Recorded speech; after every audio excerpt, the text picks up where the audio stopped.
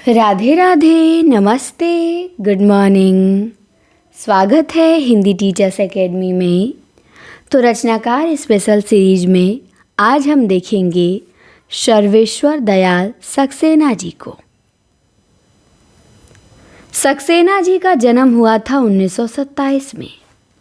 कहाँ? तो बस्ती, उत्तर प्रदेश। बस्ती जिला उत्तर प्रदेश में इनका जन्म हुआ था और निधन इनका हो गया 1983 में। इनके पिता का नाम विश्वेश्वर प्रसाद सिंह सक्सेना था और इनकी माता का नाम सौभाग्यवती था। तो पिता विश्वेश्वर प्रसाद सिंह सक्सेना और माता सौभाग्यवती। इनके उपनाम देख लीजिए। इनको बिंब विधान का कवि कहा जाता है और उन्मुक्त जीवन का कवि भी कहा जाता है। ये तीसरा सप्तक के कवि हैं। तो पूछेगा सक्सेना किस सप्तक के कवि हैं? तीसरा सप्तक के ध्यान देंगे। इसके बाद इनकी चर्चित कविताएं आती हैं, इन्हें देखते हैं, फिर इनके काव्य संग्रह देखेंगे। चर्चित कविता में है कॉफी हाउस में एक मेलोड्रामा। अहम से मेरी बड़ी हो तुम, विगत प्यार लिपटा रजाई में मैंने कब कहा।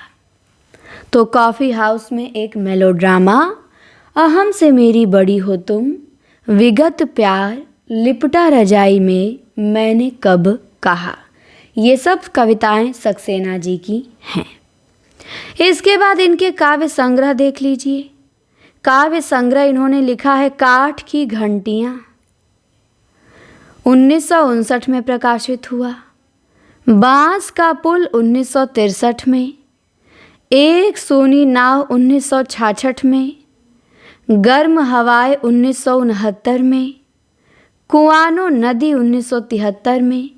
इस काव्य संग्रह की गरीबी हटाओ कविता बड़ी लोकप्रिय रही। कुआनो नदी के बाद जंगल का दर्द है 1976 में। खूटियों पे टंगे लोग 1982 में। खूटियों पे टंगे लोग पे 1983 में साहित्य अकादमी पुरस्कार मिला है। फिर है कोई मेरे साथ चले। कोई मेरे साथ चले, ये भी सक्सेना की कविता है। तो 8 कविताएं सक्सेना की हैं। काठ की घंटियाँ, बांस का पुल, एक सूनी नाव, गर्म हवाएं, कुआनो नदी, जंगल का दर्द, खूटियों पे टंगे लोग और कोई मेरे साथ चले। कोई मेरे साथ चले में गरीबी हटाओ कविता, कुआनो नदी में गरीबी हटाओ कविता संकलित है। हमने इनके काव्य संग्रह देखे, अब इनके उपन्यास देख लेते हैं। उपन्यास इन्होंने लिखा है सोने चौखटे, उड़ते हुए रंग, पागल कुत्तों का मसीहा, सोया हुआ जल, कच्ची सड़क, अंधेरे पर अंधेरा। तो उपन्यास सोने चौखटे, उड़ते हुए रंग, पागल कुत्तों का मसीहा, सोया हुआ जल, कच्ची सड़क और अंधेरे पर अंधेरा।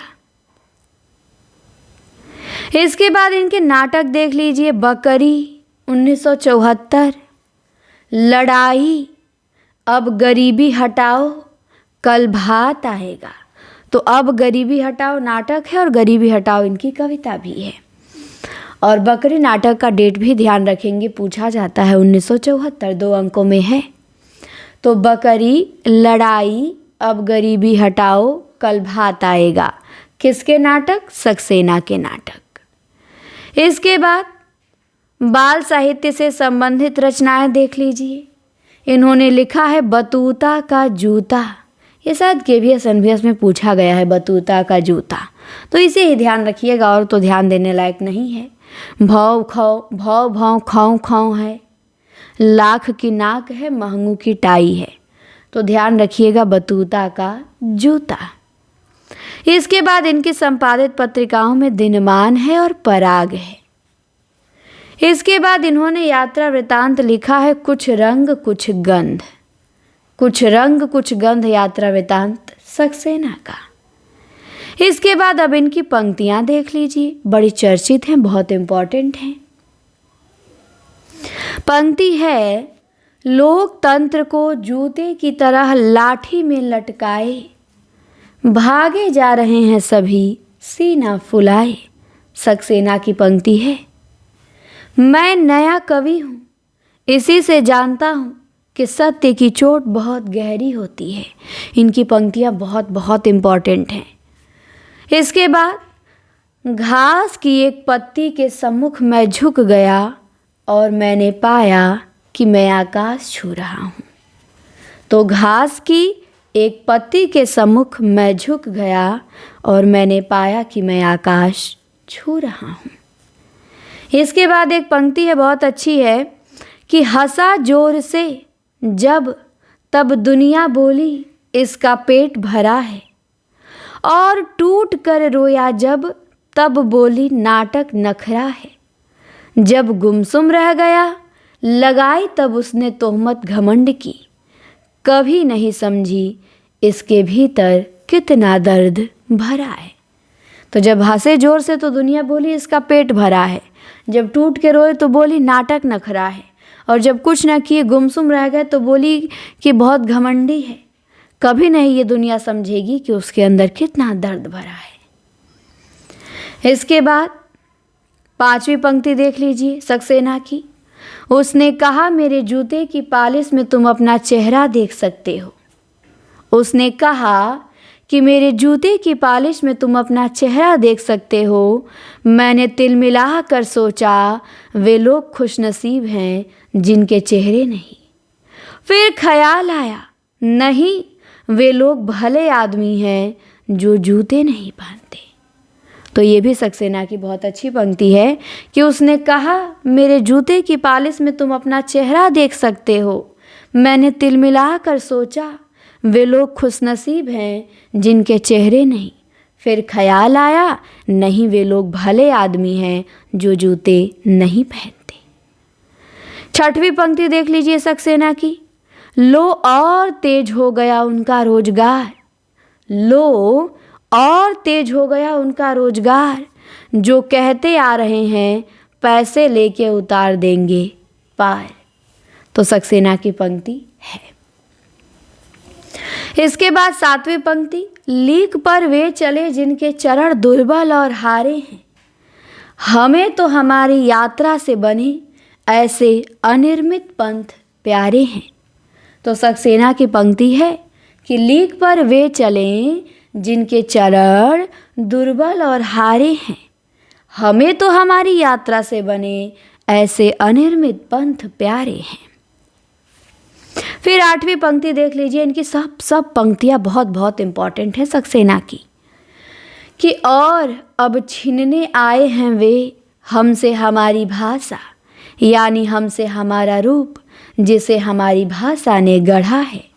तो सक्सेना की पंक्ति है कि और अब छीनने आए हैं वे हमसे हमारी भाषा, यानी हमसे हमारा रूप जिसे हमारी भाषा ने गढ़ा है। 9वीं पंक्ति देख लीजिए। लिपटा रजाई में मोटे तकिए पर धर कविता की कापी, ठंडक से अकड़ी उंगलियों से कलम पकड़ मैंने इस जीवन की गली गली नापी। तो ये तो लिपटा रजाई में से ही पकड़ लेंगे, लिपटा रजाई में इनकी कविता है चर्चित। इसके बाद 10वीं पंक्ति देख लीजिए। तो मैंने अपना कवि धर्म पूरा किया, चाहे मर्म सहलाया न हो कुरेदा हो। मैंने अपना कवि धर्म पूरा किया। तो हमने सक्सेना जी की 10 पंक्तियाँ देखी, कौन कौन सी फिर से रिपीट कर देती हूँ। एक तो हमने देखा लोकतंत्र को जूते की तरह लाठी में लटकाए, बड़ी महत्वपूर्ण है। मैं नया कवि हूँ, घास की एक पत्ती के सम्मुख मैं झुक गया, हंसा जोर से तब दुनिया बोली इसका पेट भरा है। उसने कहा मेरे जूते की पालिश में तुम अपना चेहरा देख सकते हो। लो और तेज हो गया उनका रोजगार, जो कहते आ रहे हैं पैसे लेके उतार देंगे पार। लीक पर वे चले जिनके चरण दुर्बल और हारे हैं, ये तो पूछा जा चुका है, ये भी नेट में आ चुका है। और अब छीनने आए हैं वे हमसे हमारी भाषा, यानी हमसे हमारा रूप जिसे हमारी भाषा ने गढ़ा है। लिपटा रजाई में मोटे तकिए पे धर कविता की कापी, ठंडक से अकड़ी उंगलियों से कलम पकड़ मैंने इस जीवन की गली गली नापी। तो मैंने अपना कवि धर्म पूरा किया, चाहे मर्म सहलाया न हो, कुरेदा हो। तो हमने सक्सेना की पंक्तियाँ, सक्सेना के कविताएं, सक्सेना के उपन्यास, इनके काव्य संग्रह, इनके उपनाम, इनके नाटक देख लिए। पुरस्कार इनको मिला है खूटियों पे टंगे लोग पे साहित्य अकादमी। सक्सेना से प्रश्न बनेगा, इससे बाहर नहीं जाएगा।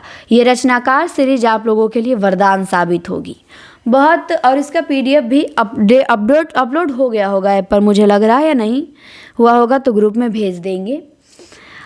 सभी क्लास का PDF भी दिया जाता है ऐप पर टेस्ट भी होता है, ऐप पर मॉक टेस्ट भी होता है।